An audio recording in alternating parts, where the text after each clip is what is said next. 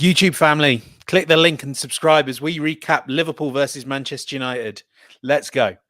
Eric Ten Hag has his first victory as Manchester United manager, and what a win it was. Goals from Jaden Sancho and Marcus Rashford fired the Red Devils into a 2-goal lead against Liverpool. And despite another Mohamed Salah goal against the Reds, their great rivals never really looked like nicking the 3 points. A Jurgen Klopp side, the new crisis team among the big six? Is this the blueprint for United under Ten Hag? And what does that mean for Cristiano Ronaldo? Joining me to recap tonight's events is Michael Lahoud. Welcome to Qué Golazo.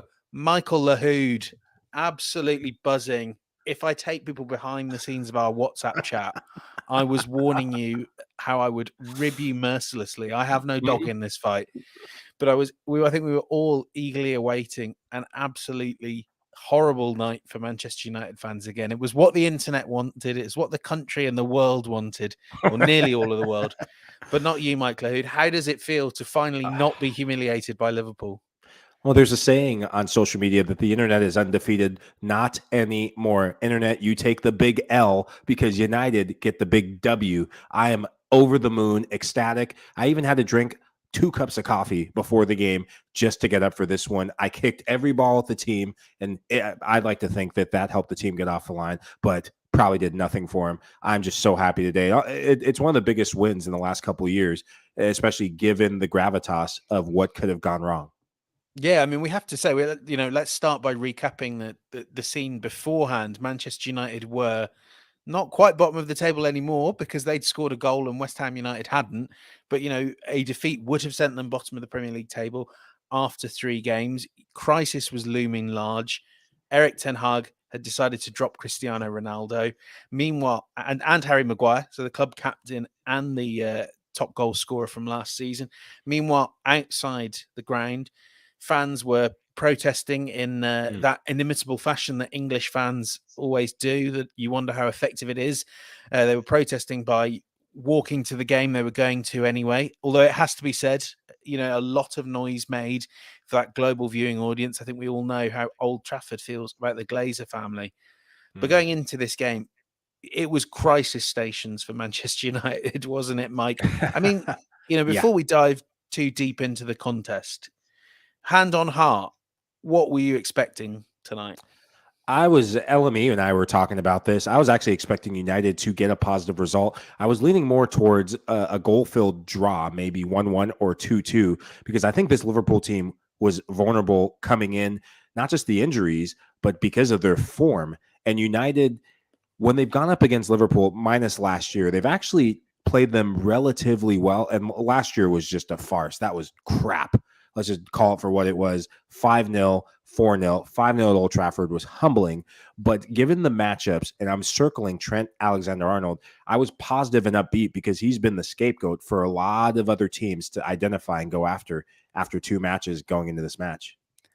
Yeah, I think we will come on to talk about Trent Alexander-Arnold and Virgil van Dijk and the defence as a whole, because I think it deserves a section of its own. And, I have to say, I come out of this game thinking more I think there's a more interesting conversation about Liverpool and where they are than Manchester United, because I have to say, my view on this would be that actually what they delivered is just kind of what you expect from a team in a derby. It was intensity, it was hard running, it was commitment to get to 50-50 balls. And we have to say, for a long time, Manchester United fans have not seen that from their players. And I think that's how you ended up at Old Trafford in that virtuous circle.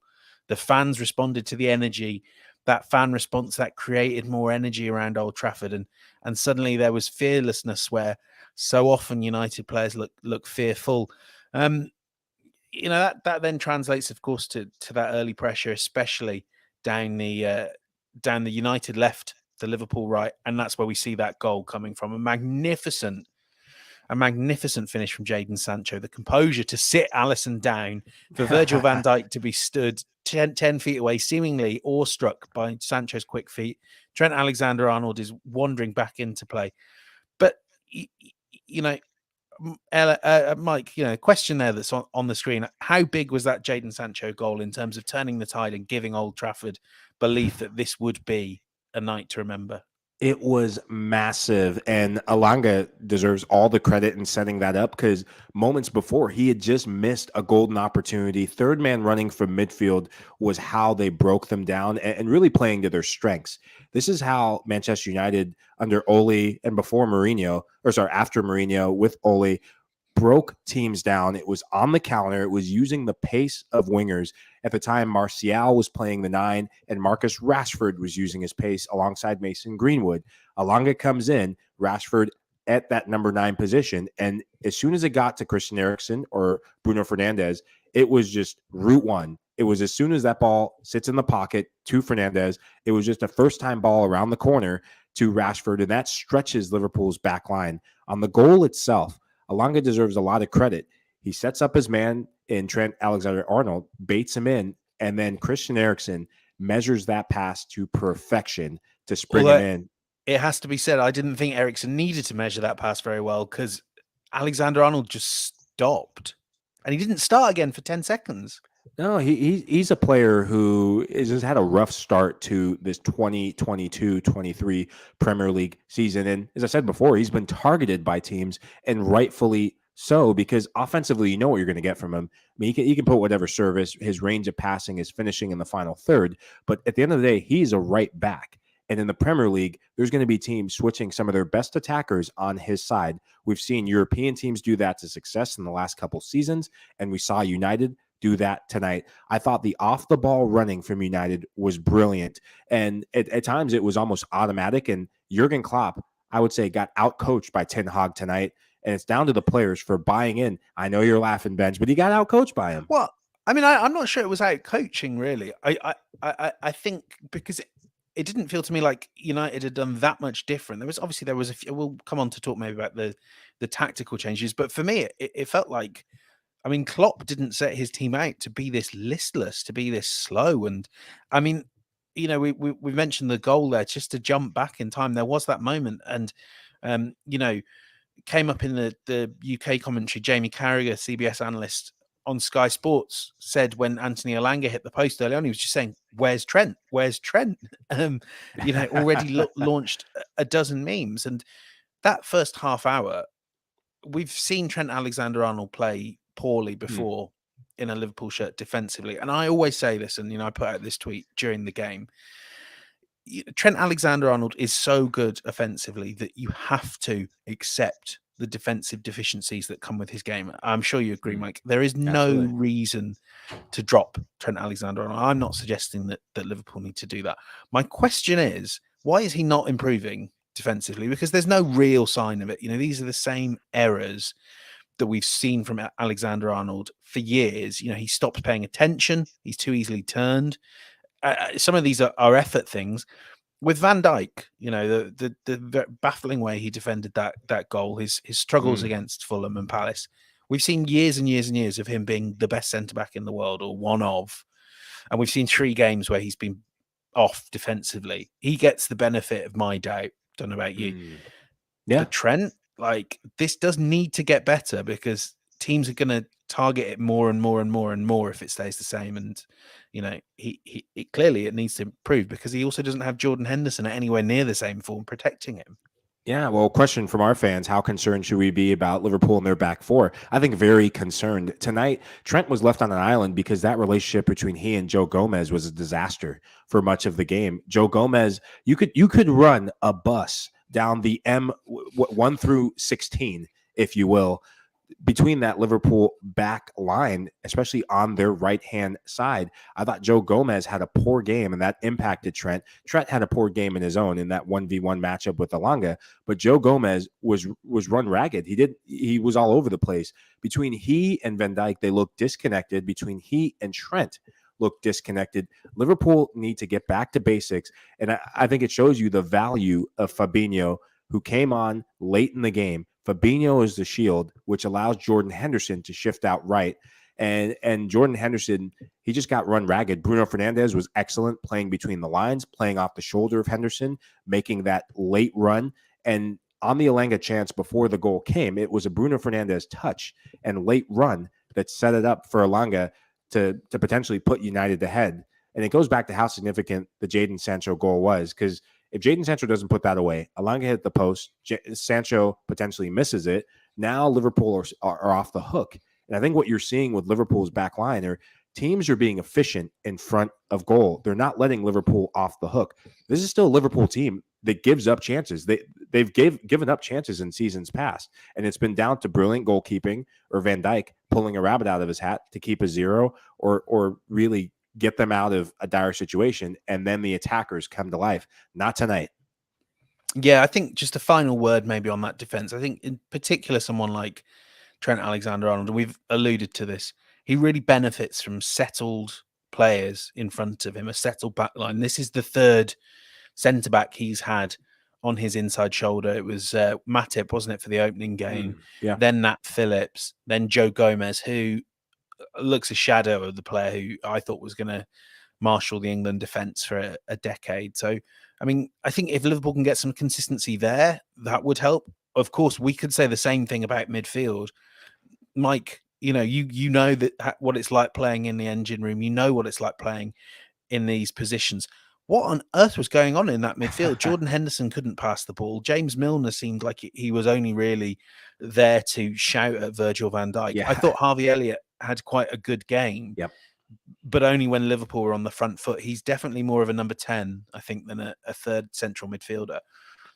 Is this is there a way of making this midfield work without getting Thiago? And we should say, no Fabinho, no Thiago, no Naby Keita, no Alex Oxlade-Chamberlain, no Curtis Jones. There are a lot of good options that Liverpool are without, but I thought they had the quality, if Fabinho was there, to be fine in that area. It's strange to not have Fabinho. It's all very strange, wasn't it?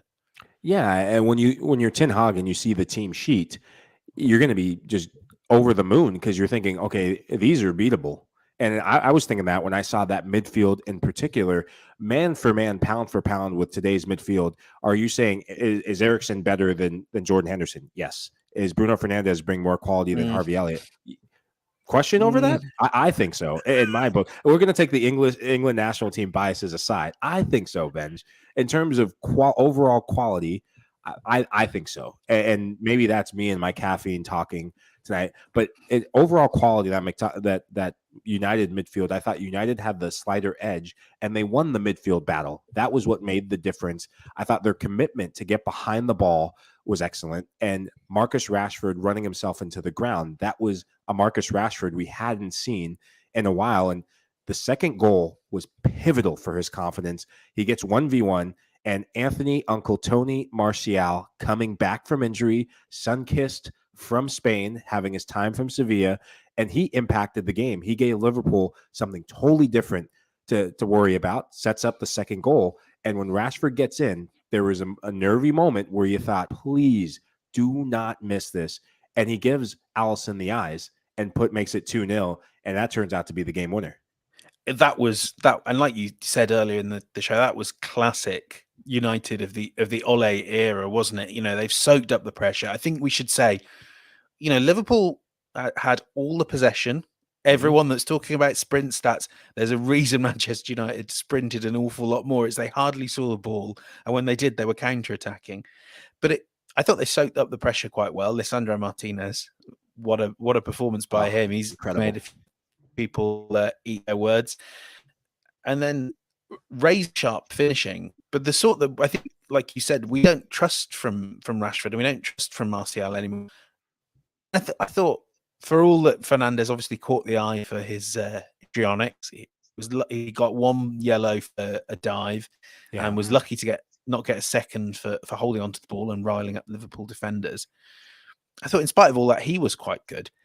Is this just how good Manchester United can be when they don't play that number 7 that slows everything down? I think it's a glimpse of how good they can be when their back line is intact. I thought the solidarity of their back line, yes, what they did offensively and playing to their strengths is one thing, but when everyone shows commitment, this is a United team that when their minds are in it, they're a completely different team. Against Brent, and when De Gea keeps it simple and just kicks the ball along, don't try and overcomplicate it. This was a big game for him as well. Yes, he gave up the goal, and I was gutted for him because big saves. I think that it's a bummer because fortunately it didn't overshadow the big saves he made late on. there were a couple saves where it's like, okay, this guy looks to be back to himself. And against Brentford, it was disturbing to see how 1 goal they gave up, 2 goals, it was time to warm up the bus. 3 goals, I was thinking, geez, you might get relegated if these guys don't turn it around mentally. But tonight it looked like a unified team.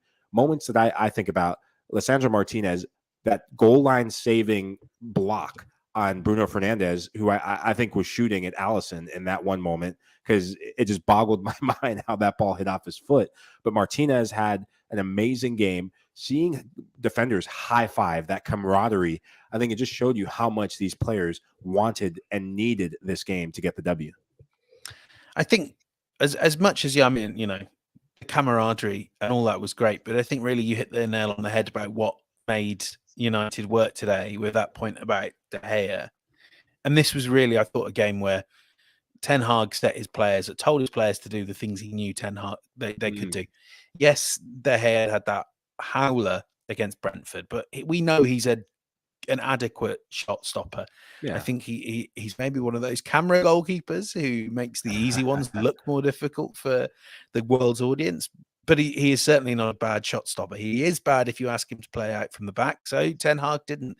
And I think every single one of his goal kicks went long.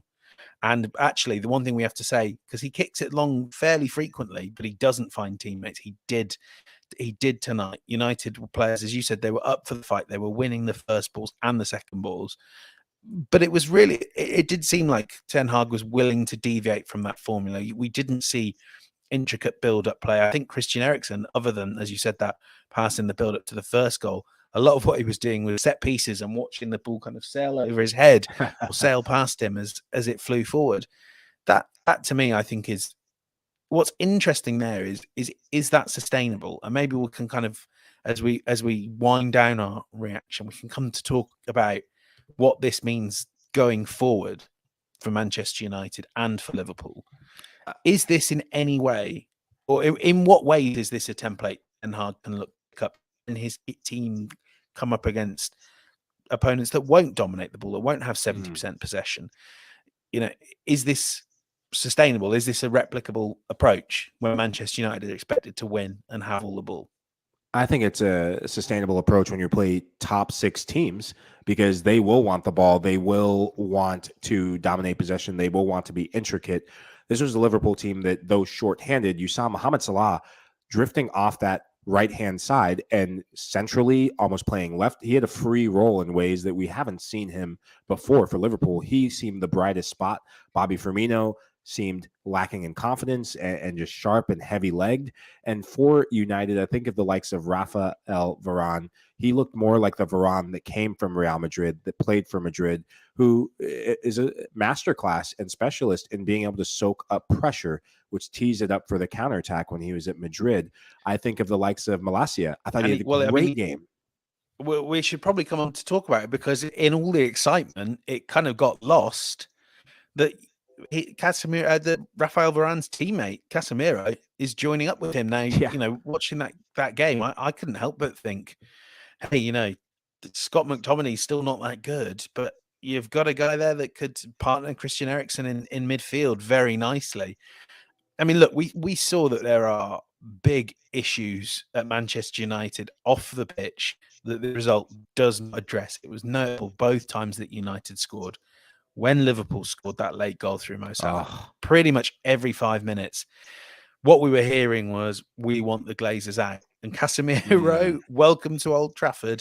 What I'm hearing is a lot of, we want, Glazers out chants at his unveiling. And I think we have to kind of remember all that these things don't get solved in 90 minutes and that there are big existential issues. But equally, there are opportunities for this team to get better in that front three. If it's Anthony or Cody Gakpo or whoever, a bit of quality off the bench or among the starters. How do you suddenly feel now? Has this changed much? Do you think? I mean, I know you were joking about, let's be frank, about being title contenders. Does this still feel like? I mean, to me, this still feels like a team that the best case scenario is 6th. The worst case is probably 8th or 9th. I mean, are you more optimistic than that? It's too early to tell. It's one game. It's a massive psychological shift. What I can tell you is that we're not the dumpster fire has been put out, extinguished mostly. There's still that bit of a dumpster fire with Ronaldo and his situation that still looms, and the dark cloud of that still looms over the team. I think it was excellent by Ten Hag to bench him alongside Harry Maguire. You still have to address the problem of those two players. And with Maguire linked to Chelsea, get him out, get him out, get him out. Bring whoever, get him out for free. Your club, we'll use them for example, right? Arsenal last season had massive problems, had players on high wages who were, do they want to be there? Do they not? Their effort, they were becoming problems. And Arteta and Edu do what? Get them out of the club. Two of them for free. And you have to take that hit for the long-term success of a young team and a group of players who, if they have a leader who, like Bruno Fernandes, with the captain's armband on, United look like a different team. This is Bruno's team. And I think as long as Ten Hag identifies that, and as long as he brings in pieces that are going to be able to play with Fernandes, you talk about the recipe for success against other teams. It's identifying whose team is this? Is it Bruno's team? Is it Maguire's team? I sure hope not. Is it Ronaldo's team? Because that needs to be ironed out before they move forward into the next match. Yeah, I mean, certainly this was an advertisement and a reminder of how much better on the ball Fernandes can be without Ronaldo, and for whatever reason that doesn't work. And I hope that the Portugal coaching staff, well, I mean, I don't really care whether they were, but I'm sure the Portugal staff will do well to take notice of that as well and consider which players are more important. And I mean, certainly I think they have better players than both Bruno and Ronaldo in that Portugal national team. But for me, the thing that's really interesting coming out of this game is Liverpool, now below Manchester United in the table, 5 points off the off Manchester City, 7 points off the only unbeaten team in the league. Can't remember who that is. Mike, do you remember who that is? A long way to go. You see Virgil van Dijk and James Milner berating each other on the pitch. You see the injuries. I've kind of just started sketching this out in my head as something to write this evening. Is this going to be a return to the sort of lockdown title defense that was railroaded by injuries and railroaded by difficulties for Liverpool? Is this just a freak? Is this just as we've said all along, there's less than 10% of the season played so far. Is this just a freak start to is it just a little early season wobble for Liverpool, or is this bigger? What do you think? I think this is bigger. I think you identify players within your club and team who sometimes you can misidentify what you're willing to let go and what you're willing to keep. I think the loss of Mane is understated by Jurgen Klopp and this club. I think they were winning so many games, they were pushing for titles on all fronts, that you almost underappreciate the player, the significance of a player like Sadio Mane. You see what he's doing at Bayern, although Bayern dominate the Bundesliga, but you see what he's doing in continental football in Africa, and he's finding goals. He's scoring goals. He brings the X factor in games like that tonight. Yes, if they had Darwin Nunez, could that have been a factor? Most likely. But with Mane, when Liverpool were playing at their worst at times, even when they won the title, it was Mane that got off the mark and won them games. He was the match winner in games where they were playing like crap. They don't have him anymore, and I think they're going to start getting found out, because if Nunez doesn't show up, then Bobby Firmino, who's out of form and will be out of favor, and Nunez is healthy, you're going to put your responsibility of scoring goals and coming up with big moments on him. Could be dicey. Yeah, and I mean, I thought actually for me as well, the player that kind of stood out for the wrong reasons was Luis Diaz. I mean, the suspicion kind of when Liverpool let Mane go, we were all saying, well, they've already got their replacement. It was a really hot start from Nunez. It was not Nunez, from Diaz. It was a start where he outperformed his expected goals by a huge margin. He had been playing like the player that came from Porto that had been absolutely dominating the Portuguese league. But we all knew that didn't last, no matter how fast the start was. And as you say, I think they really missed Mane's just spark.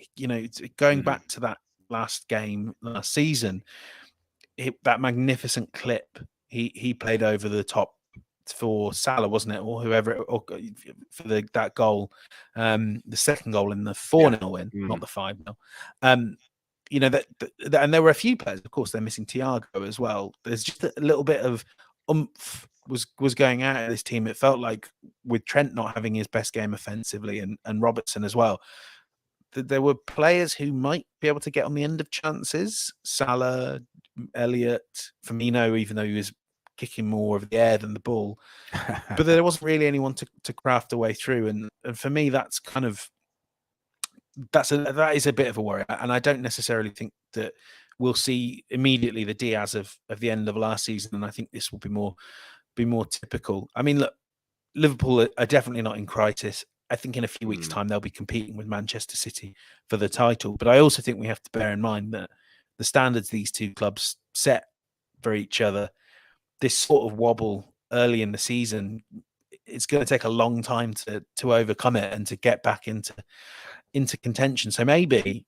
after all that talk about Manchester United in crisis, Liverpool certainly aren't in crisis, but there may be a team that we need to keep a closer eye on in the next few weeks. Having said that, this is Manchester United Football Club. Richard Sandal, Gary Neville. I am certain they will shoot themselves in the foot very soon. Well, question for you, Benge, before we sign off. Yeah. I've been dying because as a final whistle blew after exhaling and almost reaching for a beer in the fridge, I thought, you know what? Let me save it for post-production beer. I thought about you, and as an Arsenal fan, what's your perception of this result? Looking at Manchester United, and also as an Arsenal fan, in terms of a title contender as Liverpool, what's your perception? Has that changed? I mean, I like, the fan side of me died years ago covering the club. I think it's fair to say anyway. But look, title contention, it's much, much too early, and Arsenal are nowhere near that level. They just aren't no matter. I mean, it is good for Arsenal that they're spanking the teams that are probably going to be in the bottom half of the table. But, very important not to get carried away. I think the reality of it is that they're in that mix for top four, probably more so than I thought they might be. Although I actually did think they'd finish fourth, but I think they're like a more serious contender. And I think this weekend as a whole, I mean, there's been some good results here for Arsenal. Liverpool dropping points, it'd be good for them to get dragged into this race. I don't see, I have to say, Mike, and almost there's that thing with United where because it's the derby, or not the derby, it's because it's the Liverpool game, you kind of have to say, do I believe the intensity? I have to ask, do I believe that intensity will last? Will we see that against Fulham? Will we see that against Aston Villa? Against, I would say Leicester, but they're quite poor. But, teams of that level. Are we going to see more games like Brentford or more games like this? I need to be convinced. But certainly, I think this weekend has probably shown us is that City are going to be a fair bit ahead of the pack, but that maybe that pack can have Liverpool at the top of it and Arsenal and Tottenham in and around. I feel quite good about Arsenal's chances of getting top four. I don't think they finish Liverpool. I don't see that at all. I just think when this Liverpool team clicks, it's something else. It's a level that no other team can reach. But you are totally right that they really miss Mane. And if Thiago's out for a long time, then I think there are problems. And that is maybe when they get drawn in, isn't it? That like they did a few years ago. Anyway, Michael, thoughts on a great day for your Red Devils? Just as I said before the match, I just want to thank all the player haters out there, including you, James Benge. Thank you, because you are the fuel to my Manchester United. Just almost kissed the wrong badge. You are the fuel to my United fire. Thank you. You kept me up at night with that WhatsApp group text. For all you player haters out there, keep it coming. I hope you gas up United to climb up the table. And if not, I'm going to be really miserable the rest of the season. But today is a good day. Today is a good day if you're a Manchester United fan, but sadly not if you're a fan of Premier League ban, which I think all. But ladies and gentlemen, that is that. Thank you everyone for watching along, for joining us. Remember, you can follow us on YouTube, Twitter, We're live on all your favorite podcast platforms as well. I'm sure you can listen back to this and really pinpoint all the moments that Mike and I got it right, and mostly the moments that Mike and especially I got it wrong. Thank you so much for watching. LME will be back in the coming days. We've got a pretty hectic week ahead of us. We've got Champions League draw. We've got Europa League draw. We've got a big slate of games in Serie A, in the Premier League. So we'll be back very soon to chat through all of them with you. But for now, thanks so much for watching, and we shall see you soon. Bye-bye.